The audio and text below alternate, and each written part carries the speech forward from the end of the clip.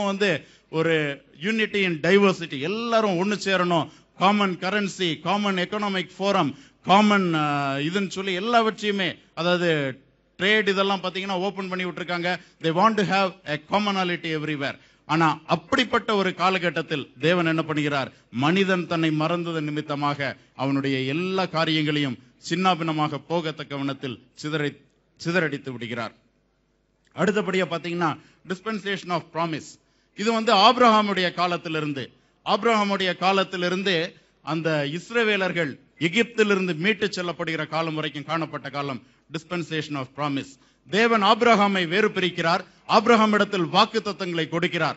நீ வேறு பிரிக்கப்பட்ட ஜனம், நீ இந்தந்த காரியங்களில் எனக்கு இப்படிப்பட்ட விதத்தில் கீழ்ப்படிந்தால் உன்னை பெரிய ஜாதியாக்குவேன் என்று சொல்லி தேவன் ஒரு வாக்குவை கொடுக்கிறார். அதுல பாத்தீங்கன்னா முழு அந்த காலகட்டத்திலும் அநேக முறை தேவன் தன்னுடைய பிள்ளைகளோடு கூட இடைப்படுவதையும், அவர்களுக்கு வாக்குத்தத்தங்களை கொடுப்பதையும், அவர்களுக்கு நடக்க வேண்டிய வழிமுறைகளை கற்றுத் தருவதையும் நாம் கட்டாயம் பார்க்க முடியும்.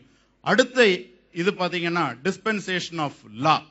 இது வந்து மோசேயுடைய காலகட்டத்தில் மோசே இந்த இஸ்ரவேல் ஜனங்களை எகிப்திலிருந்து மீட்டு வரும்போது தேவனுடைய கரத்தில் இருந்த அந்த கட்டளைகளையும் கற்பனைகளையும் நியாயப்பிரமாணங்களையும் பெற்று மக்களுக்கு கொடுக்கிறார்.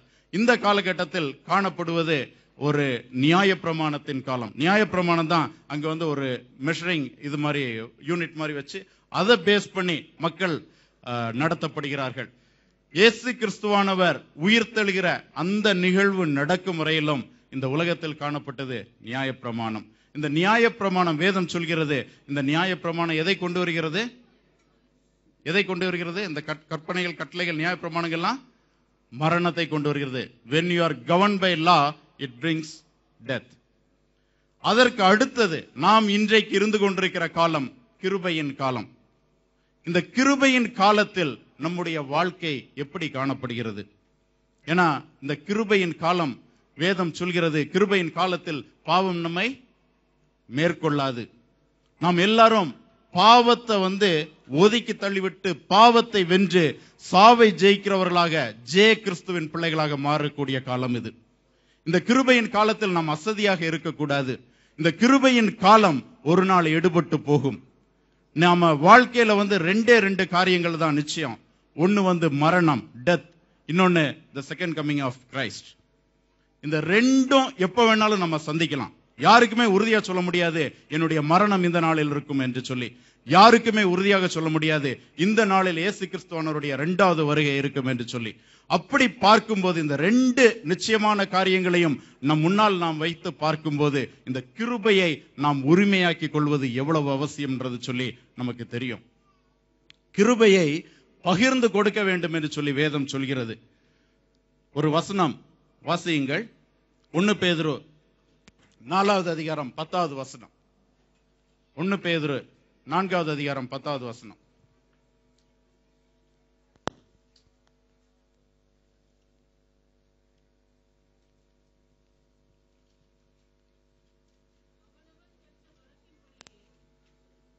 படிங்க.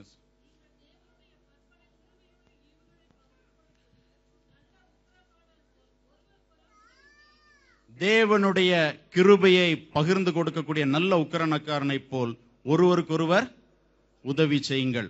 இன்னைக்கு இந்த கிருபையின் காலத்தில் வாழ்ந்து கொண்டிருக்கிற நாம் நம்முடைய வாழ்க்கையை சற்று இதற்கு முன்பாக நிறுத்தி நோக்க வேண்டும். நம்முடைய வாழ்க்கை எப்படி இருக்கிறது?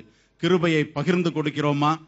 தேவனுடைய சாட்சிகள் என்று சொல்கிறோமே, இயேசு கிறிஸ்துவனுடைய பிள்ளைகள் என்று சொல்கிறோமே, அவருடைய கிருபையின் காலத்தில் வாழ்ந்து கொண்டிருக்கிறோமே, அவர் நமக்கு கிருபையாய் கொடுத்த அந்த கிருபையை நாம் பிறருக்கு கொடுக்கிறோமா? நம்முடைய வாழ்க்கை எப்படி இருக்கிறது? இது உண்மையான ஒரு தற்பரிசோதனையின் காலம். நாம யோசிச்சு பார்க்கணும். நாம எங்க கிருபையை கொடுப்பதற்கு தவறு இருக்கிறோம், எங்க இன்னும் கிருபையை கொடுப்பதில் குறைவுபட்டு இருக்கோம். இன்னைக்கு பாத்தீங்கன்னா உலகத்துல எல்லாமே 0 டாலரன்ஸ்.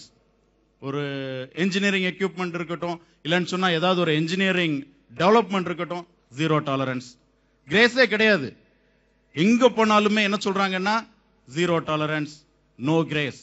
இப்போ லாஸ்ட் இயர் அந்த ஸ்ரீராம் காலேஜ் நினைக்கிறேன், Delhi 100% marks cut off mark வந்து 100%.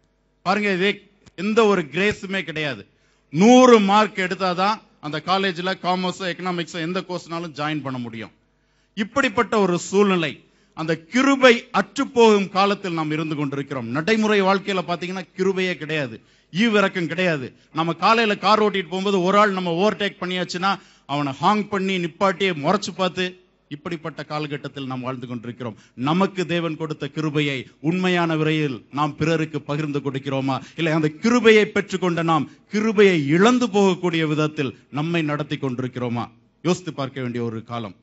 இந்த கிருபை அப்படின்றது, அதற்கு கொடுக்க வேண்டிய முக்கியத்துவத்தை நாம் கொடுத்து நம்முடைய வாழ்க்கையில் அந்த கிருபையை தக்க வைத்துக் கொண்டால் மாத்திரமே இயேசு கிறிஸ்துவானவருடைய இரண்டாவது வருகையில், சொல்லாமல் வரப்போகிற அந்த வருகையில் நாம் அவருடைய பிள்ளைகளாக அவருடைய மந்தையில் சேர்க்கப்பட முடியும். எத்தனை பேருக்கு அந்த நிச்சயம் என்று காணப்படுகிறது? ஏதோ ஒரு பேச்சளவில் கிருபையை குறித்து பாடிவிட்டு, கிருபையை குறித்து பேசிவிட்டு, கிருபையை குறித்து மெடிடேட் பண்ணிட்டு அந்த கிருபையை இதே இடத்தில் விட்டு செல்கிறோமா? நம்முடைய வாழ்க்கையில், அன்றாட வாழ்க்கையில் பிறரை சந்திக்கும் போது அந்த கிருபையை பகிர்ந்து கொடுக்கிறோமா? சகோதர சகோதரிகளே, இங்கிருந்து செல்லும் போது இதை நாம் தியானித்து செல்ல வேண்டும். அடுத்தது பாத்தீங்க அப்படின்னா, the rapture of the church. Church எடுத்துக்கொள்ளப்படக்கூடிய ஒரு காலம். அதாவது இயேசு கிறிஸ்துவானவர் மத்திய ஆகாயத்தில் வரும்போது பரிசுத்தவான்கள் எல்லாம் ஒரு நொடி பொழுதில் எடுத்துக்கொள்ளப்படுவார்கள். அந்த ஒரு சூழ்நிலை வரும் என்று சொன்னால் நாம் அனைவரும் இங்கிருப்போமா, இல்லை அவரோடு கூட மத்திய ஆகாயத்தில் காணப்படுவோமா? யோசித்து பார்க்க வேண்டும். அடுத்தது பாத்தீங்கன்னா, அந்த உபத்திரவ காலம். ஒரு இயேசு கிறிஸ்துவானவர் அந்த ராப்சர் முடிஞ்சதுக்கு அப்புறம் ஒரு 7 வருடம் உபத்திரவ காலமாக கணிக்கப்பட்டுள்ளது. அதில்தான் அந்தி கிறிஸ்துவின் ஆளுகை இருக்கும். கொடுமை கட்டவிழ்த்து விடப்படும். இங்கு இருக்கக்கூடிய அனைவரும் பரிதவிக்கப்பட்டத்தக்கவர்களாய் மிகவும் கொடுமைப்படுத்தப்படக்கூடிய ஒரு காலகட்டம் அது. அந்த காலத்தில் இருக்கக்கூடியவர்கள் மிகவும் பரிதபிக்கப்படத்தக்கவர்கள். நம்முடைய கிருபையின் காலத்தில் கிருபையை சுதந்திரித்துக் கொண்டு தேவனுடைய அந்த எடுத்துக் கொள்ளப்படக்கூடிய அந்த நேரத்தில் நாம் எடுத்துக் கொள்ளப்பட்டோம் என்று சொன்னால் இந்த கொடுமையை நாம் காண தேவையில்லை. அடுத்தது பாத்தீங்கன்னா, மில்லேனியல் கிங்டம், 1000 வருஷ அரசாட்சி. அதாவது இயேசு கிறிஸ்துவானவரும் பரிசுத்தவான்களும் இங்கு வந்து இந்த உலகத்தை 1000 வருடம் அரசாளுவார்கள். சத்ருவானவன் கட்டி போடப்படுவான். இந்த ராப்சர் அப்பதான் நம்முடைய பரிசுத்தவான்களுக்கான பரிசுகள் கொடுக்கப்படும். கிரீடங்கள், அவங்களுக்கு என்னென்ன பரிசுகள் வைக்கப்பட்டிருக்கிறதோ அது கொடுக்கப்படக்கூடிய காலம் அந்த வேளை. அதற்கு பின்பு வரும்போது இங்கு அரசாட்சி நடக்கும். 1000 வருஷம் அரசாட்சி. கடைசியாக சத்ருவானவன் அவன் விடுவிக்கப்படுவான் கொஞ்ச நாள். அப்போ வந்து அவன் இருக்கக்கூடிய அநேகம் பேரை வீழ்த்துவதற்கான முயற்சிகளை ஏறெடுப்பான். அடுத்தது கடைசி நித்தியம். இந்த நித்தியம்ன்றது பாத்தீங்கன்னா அதுதான் முடிவு. இந்த உலகம் அழிந்து போகும், புதிய வானமும் புதிய பூமியும் உண்டாகும். சத்ருவானவன் அக்கினி கடல் முழுமையாய் தள்ளப்படுவான். அவனோடு கூட அந்த இரண்டாவது, அதாவது அந்த முதல் உயிர்த்தெழுதலில் காணப்படாதவர்கள் இரண்டாவது மரணத்தின் மூலமாய் நித்திய அக்கினி கடலில் போடப்படுவார்கள். எல்லாம் ஒரு முடிவுக்கு வரும். அதற்கு பின்பு சோதனை இல்லை, கண்ணீர் இல்லை, தேவையில்லாத வேதனைகள் இல்லை, கவலை இல்லை, கலக்கம் இல்லை, எப்பொழுதும் சந்தோஷமே. அப்படி ஒரு சூழ்நிலையில் நாம் காணப்படுவோமா? நம்ம அநேக டாக்டரின்ஸ்ல சில பேர் சொல்லுவாங்க, அதற்கு அப்புறமும், அதாவது இந்த பரலோகத்துல போனதுக்கு அப்புறமும் சில ஜட்ஜ்மெண்ட் இருக்கும், அங்கிருந்து நரகத்துக்கு போவாங்க, நரகத்துல இருந்து போவாங்க அப்படின்னு சொல்லிட்டு இந்த கால்வினிசம் இதெல்லாம் வந்து பேசுவாங்க. அது நமக்கு உகந்ததல்ல. நாம் வேதத்தின் அடிப்படையில் வேதத்தில் சொல்லி இருக்கக்கூடிய காரியங்களை பார்ப்போம். அதே போல சில மதத்தவர்கள் பல ஜன்மங்கள் இருப்பதாக கூட சொல்லுகிற காலங்கள் உண்டு. அவங்களுக்கு வந்து நாம் தெளிவான முறையில் நமக்கு கிருபையாய் கொடுக்கப்பட்டிருக்கிற ஒரே ஒரு வாழ்க்கையில், கிருபையின் காலத்தில் நாம் இன்று வாழ்ந்து கொண்டிருக்கிறோம். நம்மை ஆதாயப்படுத்திக் கொள்ள அவருடைய கிருபை மாத்திரம் போதும். ஏன்னா வேதம் சொல்கிறது, நாம் ஆதாயப்படுத்திக் கொள்வது கிரியைகளினால் அல்ல, கிருபைகளினால். அங்கு கொடுக்கப்படக்கூடிய பரிசுகள் அது எதனால வருகிறது? கிரியைகளினால். அதாவது நம்முடைய ரட்சிப்பு கிருபையினால் வருகிறது. நாம் அங்கு பெற்றுக்கொள்ளக்கூடிய ஜீவ கிரீடமான பரிசுகள் நம்முடைய கிரியைகளினால் வருகிறது. அதில் நமக்கு ஒரு தெளிவு வேண்டும். கடைசியாக நான் இதுல எல்லாத்தையும் சொல்லி முடிக்கக்கூடிய ஒரே காரியம், எத்தனை வேத வசனங்களை கேட்டாலும், எவ்வளவு வேத வியாக்கியானங்களை பேசினாலும், எவ்வளவு முறை வேதத்தை கற்றாலும், சபையில் அமர்ந்து பாடினாலும், தேவனை துதித்தாலும், தேவனுக்கு பிரியமாய் வாழ முயற்சித்தாலும், அவருடைய கிருபை இல்லை என்று சொன்னால் அவரோடு கூட நாம் காணப்பட மாட்டோம்.